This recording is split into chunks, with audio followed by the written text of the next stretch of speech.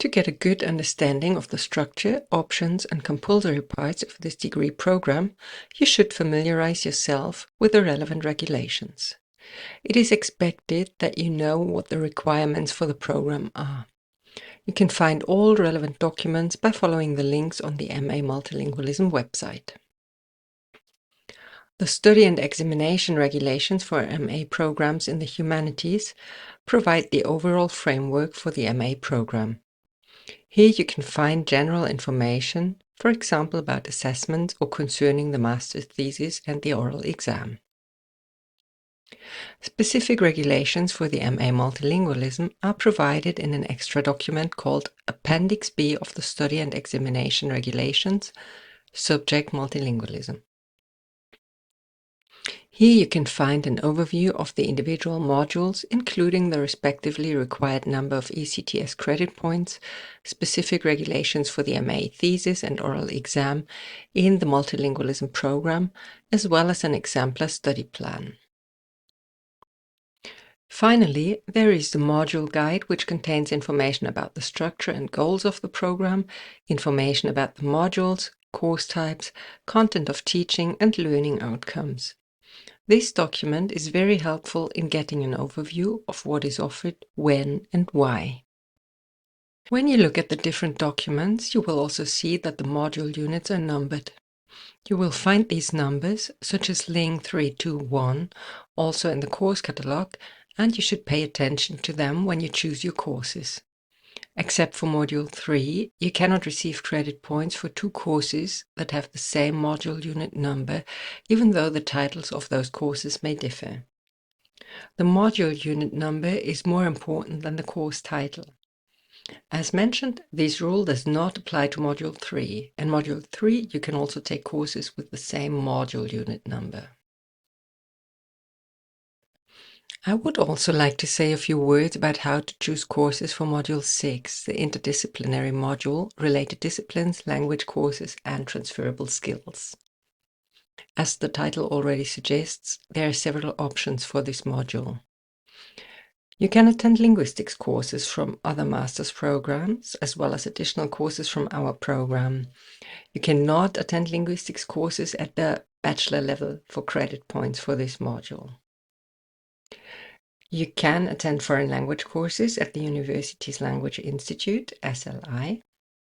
A third option is to attend courses from other departments, other than with linguistics courses. These can also be BA level courses. And finally, you can attend courses from the Center for Transferable Skills. They offer courses and workshops on a range of topics, among others on topics like sustainability, digital literacy, or communication and presentation skills. In order to receive credit points for a class, you must participate regularly in class. Usually, you're not allowed to be absent more than twice without a valid excuse. Apart from that, in order to get credit points, you must successfully pass the assessment or assessments that you have registered for. You do not receive credit points simply for attending a class. There is usually either an exam that you have to write, or you have to write a paper or give a presentation. It differs from class to class. You will find information about assessments and other requirements in the online course catalog in SÜS. Under the section Leistungsnachweis, Record of Academic Assessments, you can find information about what kind of assessments a respective course requires in order to obtain ECTS credit points. Lecturers usually give more detail about these assessments in the first meeting of the class. The examination period is at the end of each semester. That is, in the summer semester, assessment period is in July, and in the winter semester, it is in February. These are the periods in which final exams usually take place. Oral presentations have to be given during the lecture period. The exact exam dates and deadlines for term papers or other coursework will usually be announced in the first meeting of the class. So by the end of the first session, you should have an idea of what the class is about, what the assessment will be, and what the deadline or exam date is. Now you probably have an idea of what courses you would like to attend. The next question is where you can search for and find these courses and register for participation. For this purpose, you will use ZEUS, the Central Enrollment and Student Portal of the University of Constance. You already know this portal from the application process. You will also find the online course catalog in ZEUS. One way to display the courses on offer is to follow the path suggested on this and the following slide. Here you can see the modules for the MA Multilingualism and some of the courses offered in summer 2025. If you click on a boldface course title, a new page with more detail about this specific course will open. For example, you can find the room number, the day and time of a course there. Under the tab Content, you will also find the section Leistungsnachweis, Record of Academic Assessments, that I mentioned before, which tells you what you will have to do for this course in order to obtain credit points.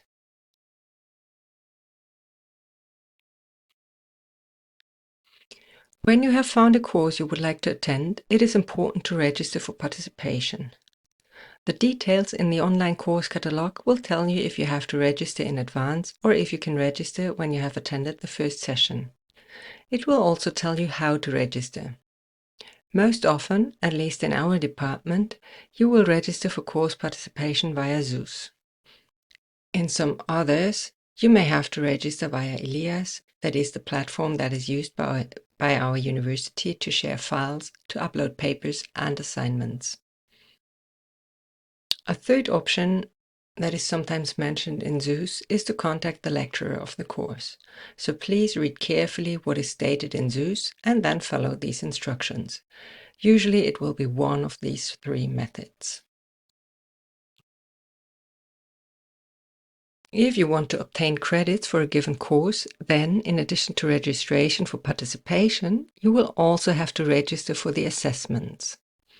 So at the beginning of the semester, you will register for participation, and later, towards the end of the semester, you will register for the assessments.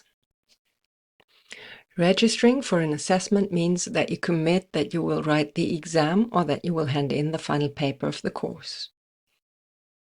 For the summer semester, you can register for assessments between the 1st of May and 15th of June. For assessments in the winter semester, register between 1st of December and 15th of January. Within this period, you can also deregister should you change your mind. When the deadline has passed, deregistration is no longer possible, except for some exceptional circumstances such as health issues, for example. Please note that the assessment registration periods differ a bit between departments and faculties. This may be relevant if you want to take courses from related disciplines for Module 6. So please keep in mind that there are these two types of registration. First, registration for participation, and later, registration for the assessments. You choose your courses now at the start of the semester and register for participation. And then you still have a bit of time before you eventually commit to taking the exam or term paper by registering for the respective assessments.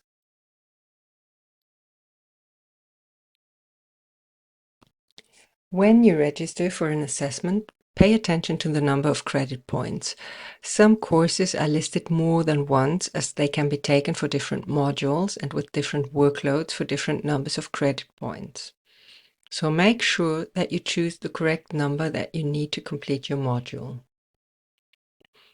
The number of credit points given per course type may also differ across departments. For example, if you are taking a course from a different department for Module 6, you may get more or less credit points than for a similar course in our department. If you are struggling with the registration processes or ZEUS in general, there are some good places to search for help. You can find very helpful explanatory videos, for example about finding courses and how to register for assessments, in the ZEUS Wiki for freshers. You can see the link on the slide.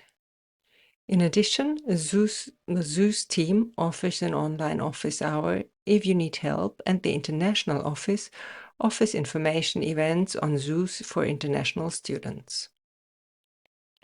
Of course, a good way to finding your way around in zoos is also to ask your fellow students who already have some experience. Very importantly, if you have problems with the registration and need help, please contact us several days before the registration periods end.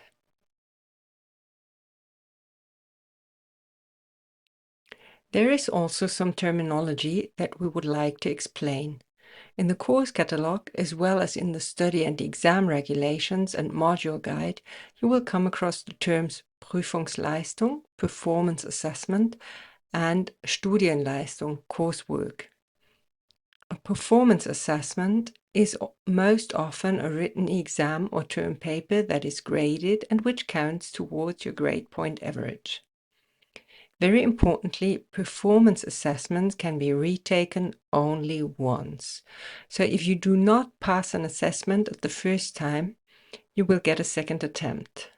A second fail, however, will lead to exmatriculation.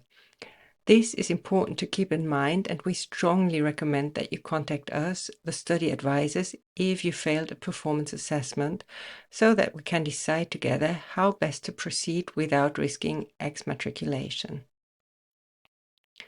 The other type of assessment is called Studienleistung or coursework. Coursework is not always graded, and it is usually less time-consuming than performance assessments. Even though not all academic assessments may count toward the final grade of the overall MA program, all assessments, performance assessments as well as coursework, are mandatory.